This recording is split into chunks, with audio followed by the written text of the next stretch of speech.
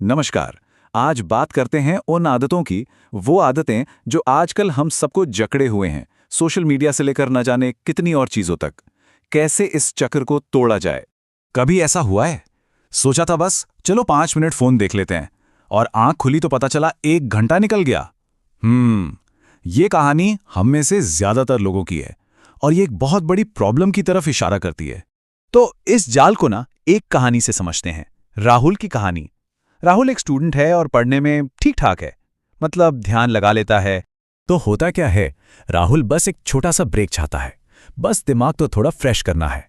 और इसकी शुरुआत पता है, बड़े ही मासूम इरादे से होती है, बिल्कुल वैसे ही जैसे हम सबके साथ होता है। और फिर पता ही नहीं चलता कि वो 5 मिनट कब 1 घंटे में बदल गए। जो दिमाग को मजा देने की कोशिश थी ना, वो अब 1 घंटे की पूरी बर्बादी बन चुकी है। और नतीजा, अरे जो पढ़ाई ठीक ठाक चल रही थी वो भी अब ठप। दिमाग है कि बार बार फोन की तरफ भाग रहा है, और जो असली काम है वो तो बस पीछे छूटता जा रहा है। और देखिए, ये सिर्फ राहुल की कहानी नहीं है। एक अंदाजे के मुताबिक ना करीब 80% यंग लोग आज किसी ना किसी लत से बिल्कुल इसी तरह जूझ रहे हैं। 80%, ये बहुत बड़ा नंबर है। तो सवाल ये है कि आखिर ऐसा होता क्यों है? इस पूरे चक्र के पीछे ना एक बहुत पावरफुल साइंटिफिक रीजन है, और वो है हमारे दिमाग का एक केमिकल जिसका नाम है डोपामीन। ये जो डोपामीन साइकिल है ना, यही हर लत की जड़ है। चाहे वो रील स्क्रॉल करना हो, गेमिंग हो, सिगरेट हो या शराब, सब कुछ।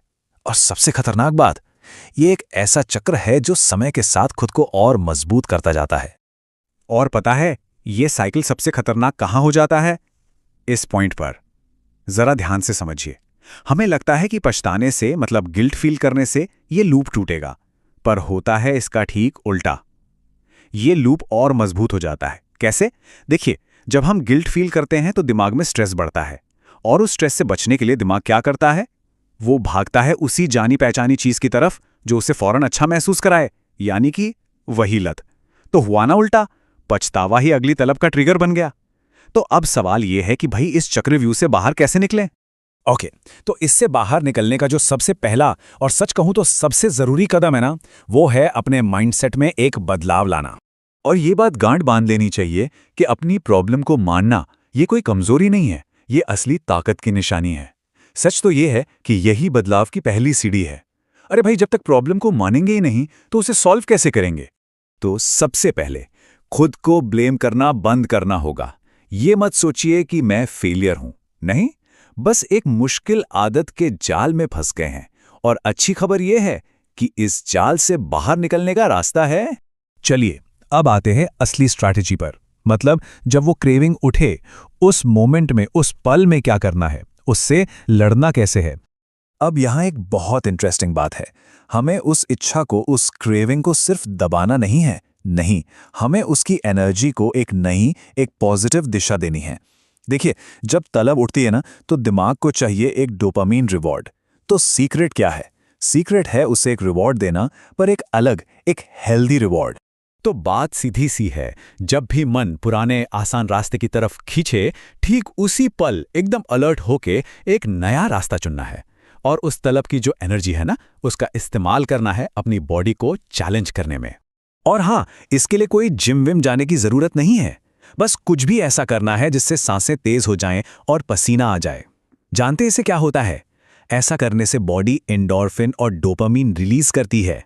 अरे ये वही फील गुड केमिकल्स हैं जो दिमाग उस क्रेविंग के टाइम मांग रहा था।